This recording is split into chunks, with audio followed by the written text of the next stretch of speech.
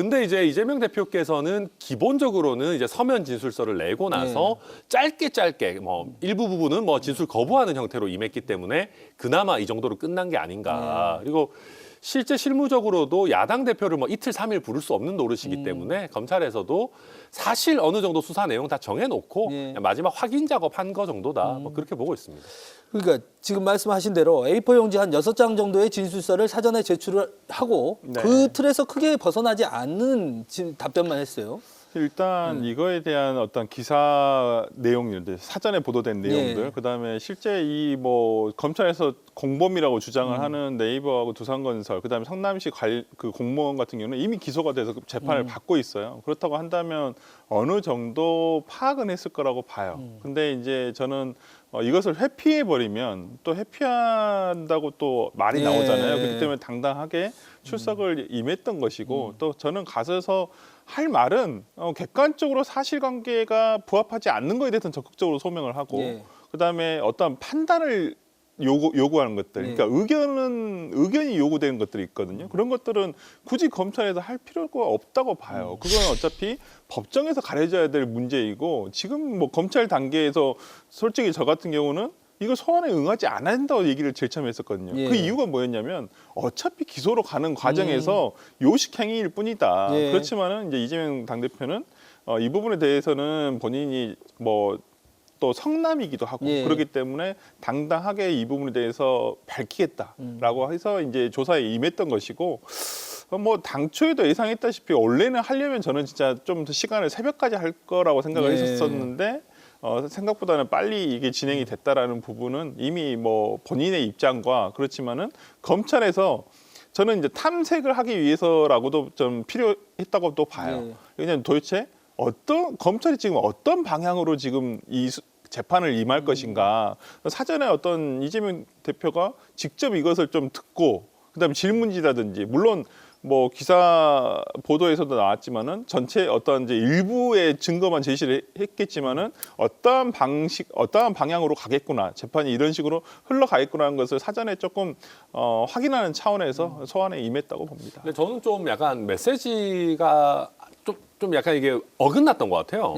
그러니까 이제 검찰에 맞서서 제가 싸우고 오겠습니다. 거의 그런 분위기였는데 막상 나오는 얘기는 뭐 진술서 내고 사실상 거의 진술 거부 뭐 일부 하고 뭐 이런 식이니까 그리고 검찰이 요식행위다. 저도 뭐 그 부분 동의합니다. 사실 거의 답 정해놓고 하는 거 맞아요. 근데 그럴 때는 저도 변호사입니다만은 어떻게 전략을 잡냐면 청자를 그냥 법원으로 놔버리고 얘기를 합니다. 네, 검찰을 설득하려는 목적이 아니고 어차피 조서는 남는 거니까 내가 일관되게 이런 얘기를 해왔다. 이거를 그럼 조서에 정확하게만 남겨달라. 뭐 니들이 설득되고 말고는 관심 없고 어차피 법원으로 가는데 근데 이재명 대표 임한 거 보면은 초반에 그냥 진술서 내고 뭐 사실상 별 말 안 하고 뭐 했다라는 거 보면은 이 뭔가 어마어마하게 막 이렇게 사람들 끌고 막 거창하게 간 거 치고는 좀 임팩트가 없지 않았나? 뭐 그렇게 보고 있습니다. 근데 저는 이 부분에 있어서 검찰과 이재명 대표와 어떤 같은 방식이었다고 생각을 해요. 검찰도 증거 제시 다 안 했잖아요. 그러니까 예를 들어서 우리가 확보를 하고 있는 물증에 대해서 예를 들어서 이거 어떻게 된 것입니까? 이거 어떻게 된 것입니까? 다 묻지 않았어요. 일부만 뭐 예를 들어서 제시를 했다고 해요. 저는 그렇다고 한다면 어차피 지금 이재명 대표 입장에서도 다 진술을 해버리면 검찰에게 방어 논리를 만들어줄 수 있는 빌미를 주는 거예요. 그렇기 때문에 당연히 어떤 내가 법정에서 할 말, 그다음에 여기서 밝힐 말. 저는 그래서 이제 객관적인 사실관계에 대한 내용은 검찰에서 하겠지만은 나머지 판단이라든지 그다음에 내가 예를 들어서 저쪽에서 굳이 해서 안 해도 될 말을 해가지고 상대방에게 어떤 검찰에게 어떤 다른 또 증거를 찾을 수 있게끔 아니면 지금 다른 증거를 또 만들 수도 있거든요. 저는 그런 의미에서 이재명 당대표 입장이나 검찰의 입장이나 서로에게 어떤 뭐 서로의 어떤 간을 봤다고 해야 되나? 법정 재판을 앞두고 어떤 사전에 뭐 룰미팅 정도의 어떤 형식이 아니었을까라는 생각이 들고 한 가지 조금 더 이번 검찰 조사 이후에 언론에서 나오고 있는 어떤 태도, 어떤 보도 내용 이런 것들 상당히 문제가 있다고 보입니다. 그래요? 실시간으로 거의 뭐 검찰 측의 관계자의 말을 빌려서 이러이러한 대답을 했었다, 진술을 했었다. 예. 너무나도 이건 부적절하다고 보이거든요. 이거 꼭 이재명 당대표에 대한 수사뿐만 아니라 이런 수사에 있어서 이런 식으로 보도를 해버리면 그러면 누가 가겠습니까? 아니 내가 뭐 이런 식으로 했다더라, 뭐 이것을 어떤 걸 제시했더니 당황하더라, 이런 내용은 같이 있지 않으면 모르는 내용들이에요. 근데 그런 것들을 언론을 통해서 보낸다고요? 저는 정말 그렇죠. 부적절한 핫한 사건이라서 뭐 그런 거는 있겠지만은 그런 거는 사실 좀 안 좋죠. 뭐 저도 언젠가 수사 받을 수도 있는데 예, 아니 뭐 근데 크게 나쁜 짓 하고 사는지는 이게 않습니다만. 사실 어떤 프로세스냐면 저희도 이제 취재를 해보면 주요 인사가 들어가면 언론 대응을 좀 해주잖아요. 네. 언제 들어갔고 언제쯤 나옵니다. 지금 현재 마지막 확인 그렇죠. 중입니다. 2시간 후에 네. 나옵니다. 그리고 지금부터는 이제 뭐 식사 들어갔습니다. 뭐 이런 것들을 조금씩 알려주거든요. 네. 아마 근데 그게 좀 과했던 것 같아요. 그렇죠. 이번에. 네. 이번에 과해가지고 답변까지도 다 이렇게 알려주는 경우가 그러니까 많이 어떻게 없는데. 답변을 했다더라 이런 내용은 그죠. 그거는 나오면 안 되죠, 나와서는 되지는 않은 내용인데 저는 그런 보도의 형태라든지 이런 것들은 검찰 측이 잘못한 것 같아요. 물론 언론은 당연히 취재를 하죠. 예. 무조건 물어볼 수 있고 궁금해하니까. 근데 검찰에서 그런 식으로 말을 흘린다는 것은 이게 피의 사실 공표보다 더 심한 거거든요. 이건 몰아가기거든요. 예. 저는 부적절하다고 보입니다. 이 사건 자체로 조금 더 들어가 봤으면 좋겠어요. 두 분 다 변호사시고 특히 천 변호사님 이 사건 많이 보셨을 텐데 엄청 많이 봤죠. 이 성남 FC라는 성남시장이 네. 성남 FC에 후원금을 유치하는 거 그건 너무 자연스러운 일이고 네. 또 경찰 입장에서도 한번 수사를 했는데 무혐의 나왔잖아요. 네. 근데 검찰이 다시 가져온 것은 민주당에서 이야기하는 것처럼 너무 무리한 수사 아니냐. 이거에 대해서 어떻게 생각하십니까? 그러니까 이재명 대표가 알고 보니까 하수였던 거죠. 그래요? 그러니까 이제 고수는 약간 이게 뭐 뭔가 이제 해줄 것 같이 하면서 구체적인 특혜 안 주고 돈을 가져와야 그게 고수죠. 예. 아니 특혜 줄 거 다 주면서 돈 따오는 거는 그 저도 할 수 있습니다. 아니, 지금 이게 거의 조 단위의 특혜를 줬다라는 거거든요. 예. 의료 용지로만 써야 되는 거를 두산에서 이거 바꾸니까 이게 지금 갑자기 땅값이 6천억이 됐다가 지금 1조까지 갔다라는 거거든요. 원래 뭐 몇십억 안 했어요, 이 땅이. 근데 이런 특혜를 주면서 50억 유치하는 거 누가 못합니까? 50억이 아니라 500억이라도 유치하죠. 예. 그러니까 이게 뭔가 하수였다는 거고 또 제가 보니까 너무 티나게 했어요.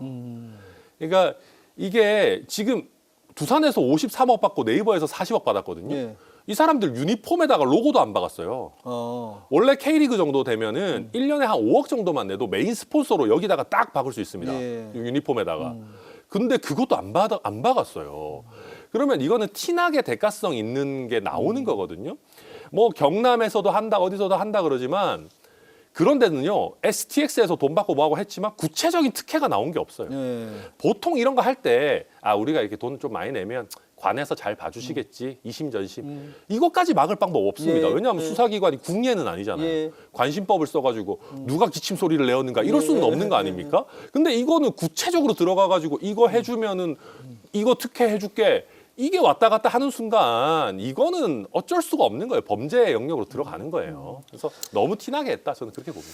그러니까 저는 이 부분에 대해서 조금 이렇게 조목조목 짚어봐야 될 부분이 있는데 뭐 우리가 지금 뭐 이 사건에서 서로 검찰과 변호인은 아니기 때문에 뭐 이렇게 하나하나씩 짚을 필요는 없다고 보고 그건 어차피 향후의 재판 과정에서 계속 이제 예. 언론 보도가 될 내용이기 때문에 근데 지금 여기서 이제 뭐가 문제냐 그러니까 간단하게 생각해 보면 부정한 청탁이 있었느냐, 그다음에 대가성이 있었느냐, 그다음에 뭐가 뇌물이냐 예. 이게 제일 가장 문제인데 지금 뭐 부정한 청탁이란 것은 사전 협의를 했다는 거예요. 그 예. 기업과 성남시가.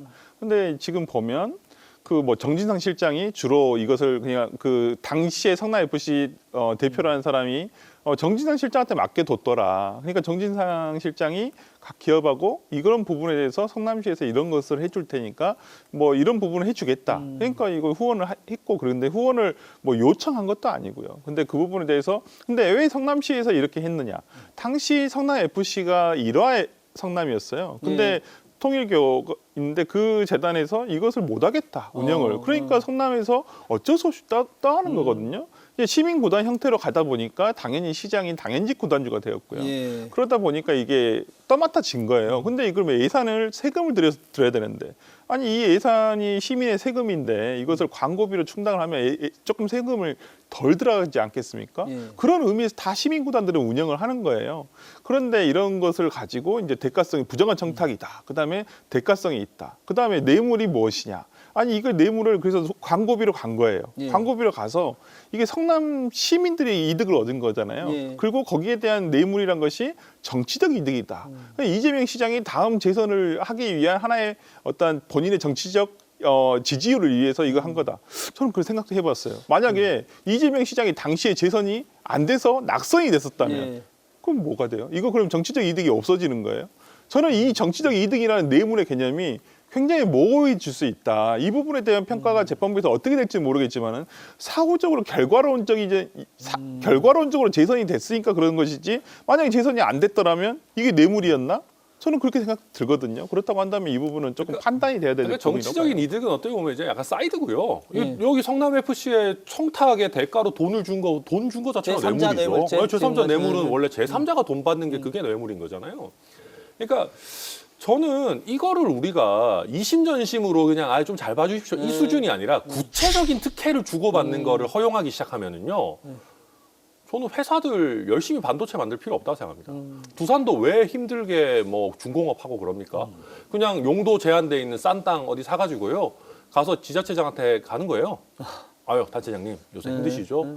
요새 역점 두고 계시는 사업 없으십니까? 세금 넣기는 좀 애매하고 시장님 좀 뭔가 빛날 것 같은 거 저희가 만들어 드릴게요. 어디 뭐 무슨 시에서 하는 공사 같은데 저희 50억 태워 드릴 테니까 예. 이 땅 용도 변경 좀 해주십시오. 시장님 좋지? 우리 그러면 세금도 아끼고 나도 우리 시민들한테 좋은 뭐 이런 거 하고 서비스 제공하고 우리 시원시원하게 민원 해결해 드릴게요. 이거 해서 땅값 100배, 200배 뻥튀기 되면은 우리나라 기업들요 영업 활동 안 해도 됩니다. 이것만 하면 이제 됩니다. 그 저는 제3자 뇌물죄가 그렇기 때문에 좀 이제 범죄 사실이 될 수 있다. 그러면 네. 특정한 민원 해결과 이게 결부돼서 청탁이 되고 특혜가 되면은 이거는 뇌물인 겁니다. 제가 두 가지를 말씀을 드릴게요. 하나는 이 사건에 관련해서 말씀을 드리면 당시에 지금 가장 문제가 된 게 두산 같은 경우에요. 본사를 이전에 두산건설이 당시에 용지가 병원 용지로 일단 돼 있던 땅이 한 20년 동안 그냥 이게 안 됐던 거예요. 예, 공사가 예, 진행이 안 됐던 예. 것인데 그게 이제 본사가 이전을 하잖아요. 아니 그러면 어느 지자체장이나 기업의 본사가 이전을 한다고 하면 당연히 반기죠. 왜? 예. 세수가 늘어나요. 다 우리나라 지금 국세는 그 본사 기준이에요. 지금 광주에 예를 들어서 현대자동차라든지 뭐 예를 들어 기아차가 있다고 치더라도 예를 들어서 공장에서 나오는 매출에 대한 그 국세는 본사가 있는 곳으로 가는 거예요. 예. 기아차의 본사가 있는 곳으로. 그렇다고 한다면 아니 본사가 자기 도시로 오겠다는데 그걸 막을 그 지자체장이 어디 있습니까? 그리고 지금 그 부동산 가격 상승에 대해서 얘기를 하시는데 당시에는 그 정도 싼 땅이었어요. 당연히 이게 바뀌면 올라는 가겠죠. 그렇지만 부동산이 이렇게 폭등될지 몰랐던 거예요. 그렇지. 그걸 지금에 와서 가치로. 그러니까 지금 이 사건들이 다 보면 결과론적인 일을 가지고 되짚어서 가서 지금 야 이거는 이렇게 됐는데 당연히 위법이 있는 거 아니야? 대장동도 마찬가지예요. 당시에는 미분양이 속출하던 시절이었어요. 근데 지금에 와서 그러니까 아파트 값이 올라가고 부동산 가격이 올라니까 야 이 정도로 돈이 많이 수익이 났는데 이게 부당한 게 아니야? 배임 아니야? 이런 식이거든요. 저는 이런 부분에서는 조금 부당하다 보고 그리고 한 가지만 더 말씀드리면 얼마 전에 윤석열 대통령이 뭐라 그랬냐면 지자체장이 어떤 이런 얘기를 본인이 직접 했어요. 어떤 그 지자청이 자기한테 와가지고 어디 기업을 유치하고 싶다. 이거 근데 유치할 수 있도록 좀 도와달라. 아 좋다. 그래서 자기가 어떤 기업 모임을 갔는데 거의 기업 어떤 그 행사를 갔는데 그래서 여기 좀 가졌으면 좋겠다라고 얘기를 했다는 거예요. 그러면 이 논리 그대로 가잖아요. 그럼 윤석열 대통령도 제3자 뇌물죄가 되는 거예요. 그럼 기업 유치나 적극 행정을 한 사람들은 다 제3자 뇌물죄가 될 수밖에 없는 거예요. 뒷돈 받는 게 어떻게 적극 행정입니까? 그러니까 백보양보해서 제가 진짜 이거 뭐 구체적으로 얘기 안 하려고 했는데 정말 제가 백보양보해서 성남 FC에 광고하면 인허가 쉽게 내주겠습니다라는 규정이 있었다 칩시다. 저는 그러면은 인정하겠어요. 그러니까 무슨 얘기냐면 이게 우리가 기업 유치나 적극 행정 같이 어떤 합법적인 행위냐 아니면 위법이냐 가르는 기준은 뭐냐 하면은 누구에게나 공정하게 열려 있는 기회냐 아니면 물밑에서 주고받은 특혜냐 이거예요. 근데 이거는 지금 뭐 어떤 단체장이나 대통령이 기업 유치하고 거기 하면 세금 혜택 주고 땅 뭐 또 싸게 주고 이런 거는 규정에 따라서 누가 기업 유치를 하더라도 공정하게 주는 기회입니다. 근데 이게 여기까지 하시죠. 물 밑에서 저희가 이거를 이렇게 되다 보면 네. 저희가 지금 이 재판하고 있는 게 아닌데 지금 그러니까요. 시청자들이 네. 판사가 되고 있고 점점 이 양측에서 맞는 나오신 것 같아요. 말씀입니다. 너무 사건으로 들어갔더니 너무 깊게 들어간 것 같아요. 네, 그러니까. 네. 그럼 마지막으로 네. 이 성남 FC 사건은 이제 어떻게 좀 민주당 내에서 보고 있나요? 앞으로 뭐 구속영장을 청구를 할 거로 보고 계시나요? 구속영장에 대한 기사가 나오고는 있습니다만은 모르겠습니다. 지금 영장 이걸 가지고 영장 청구한다는 건 저는 좀 무리하다고 봐요. 검찰이 이건 해석의 문제예요. 이미 네. 벌어진 다 기초 사실이 있고 증거들이 있다고 선 치면 저는 이건 재판부에서 이 부분에 대해서 어떻게 판단하느냐의 문제만 남기 때문에 저는 구속이 필요할까? 근데 또 일각에서는 이렇게 얘기하시죠. 지금 정지상 실장하고 김용 부원장 같은 경우는 뇌물 받은 액수가 1, 2억 정도예요. 근데 구속이 됐잖아요. 근데 지금 여기를 제3자 뇌물이 180억이에요. 예. 그럼 180억 사건에서 구속영장 청구 안 하는 것도 무리가 있지 않느냐라는 얘기도 있어요. 또 검찰에서 구속영장을 네. 신청을 하고 청구를 하고 그러고 난 다음에 민주당이 그걸 방탄하는 모습을 좀 보여주는 그렇죠. 계속 이런 그런 모습으로 가지 영향도 않을까. 있지 않을까. 그걸 오히려 바라고 그런 것은 아닌가라는 생각도 듭니다. 그리고 또 다른 네. 그때 이재명 대표가 조사를 받은 그날 쌍방울 전 회장이 태국에서 검거가 됐습니다.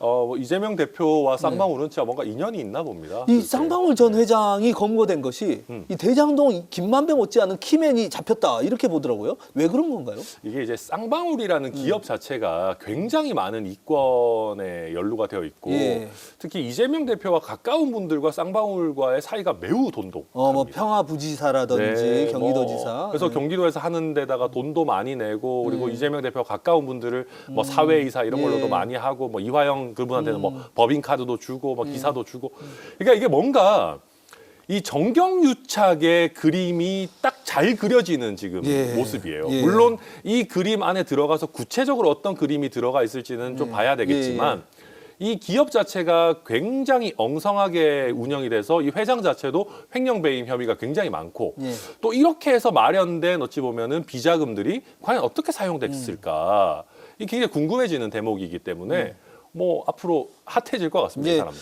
김성태 전 회장, 쌍방울 회장이 사실은 좀 입을 열기 시작하면 네. 쌍방울을 살리겠다 혹은 내 기업을 살리겠다고 입을 열기 시작하면 이거는 굉장히 이재명 대표에게 타격이 있을 것이다.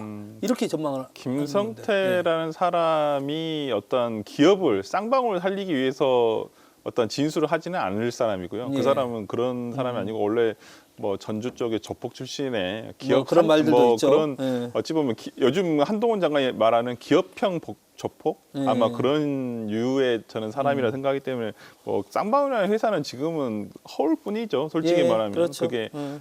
그렇기 때문에 근데 저는 이게 과거에도 기사가 계속 되고 있습니다만은 정말 이재명의 악마화 시키는 하나의 그냥 도구로 쓰이는 건 아닌가 싶어요. 그러니까 저는 쌍방울과 이 김성태라는 사람이 굉장히 문제가 많다는 것은 인정합니다. 그리고 굉장히 저도 아시는 분이 여기 담당 수사를 하고 계시는 분인데 정말 그런 말씀도 하셨어요. 3년을 수사해도 다 할 수 없을 수도 있다. 그만큼 비리나 많다는 거예요. 그 과정에서 모르겠습니다. 이재명 대표와 관련된 것이 나올지 안 나올지 모르겠습니다만은 아직까지는 변호사비 대납 의혹 외에는 아무것도 없어요. 뭐 지금 뭐 대북 송금 뭐 의혹까지도 지금 뭐 계속 연결을 시키려고 하는 것 같은데 저는 이게 이재명 대표와 아무 상관이 없음에도 불구하고 이것을 그냥 괜히 이 기사 이런 대부분의 기사들이 끝에 대부분 이재명 이름이 들어감으로써 저는 조회수 장사하는 거라고 봐요. 그렇기 때문에 실질적으로 어떤 수사가 되지도 않고 있고 안 왔고 이제까지도 그럼에도 불구하고 계속 이재명 대표를 여기다 연관시키는 것은 아직까지는 저는 이재명 대표에 대한 악마화의 하나의 도구다. 근데 유유상종이죠. 유유상종.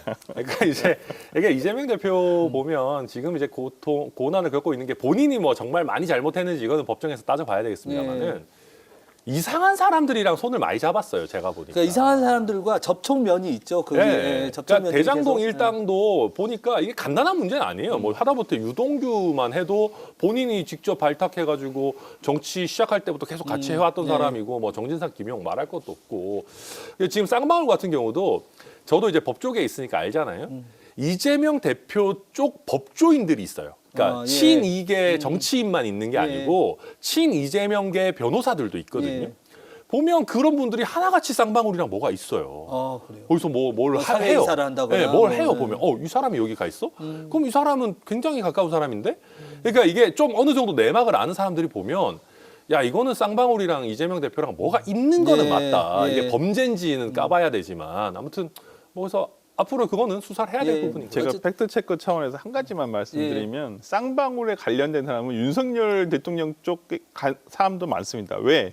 쌍방울이 워낙 구린 짓을 많이 하다 보니까 검찰 출신들이 많았어요. 양쪽 다 로비하죠 그러면. 네, 그래서 실제 가장 뭐 예전에 사건 중에 나온 게 뭐였냐면 윤석열 대통령의 그 측근 중에 측근 지금은 약간 밀려났습니다만 옛날에 소윤이라고 해서 그 옛날에 그분의 예를 들어서 가장 친한 그 형의 변호인을 맡은 이남석 변호사라고 있어요. 그분이 오히려 지금 윤석열의 옛날에 오른팔이었어요. 그렇다고 한다면 저는 그 과연 그걸 이제 쌍방울과 이재명의 예를 들어서 다 엮으려고 한다? 저는 그건 아니라고 봅니다. 쌍방울의 기업 비리는 분명히 있고 네. 그 안에서 여러 가지 정치권과의 연결고리도 있고 이런 상황이다 보니까 또 그 핵심에 있는 전 회장이 사실상 지금 현재도 실질적인 소유주라는 이야기도 나오고 있어요. 네.